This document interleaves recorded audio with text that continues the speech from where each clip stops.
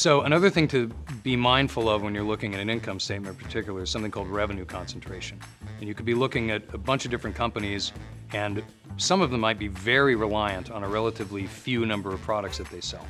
And in between the time that I was at Disney, I was working at Artisan Entertainment. We did a film called The Blair Witch Project, which some of you may remember.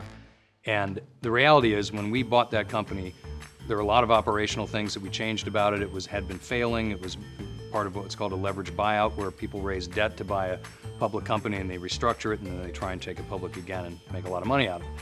And we fixed probably 30 things, and we did another 20 things right, and we got really lucky once with that crazy movie. And the amount of profit that we created from doing 50 things right was about the same as the amount of profit that we were lucky to step into by getting lucky once.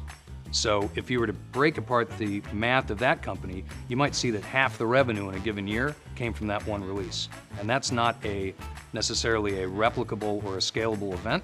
So dig a little bit deeper into some of these companies, particularly if they're sort of newer or startup companies. They might be very reliant on a single line of business or even just one or two products for a large amount of their revenue. And if that starts to drift, it could have profound implications for their bottom line.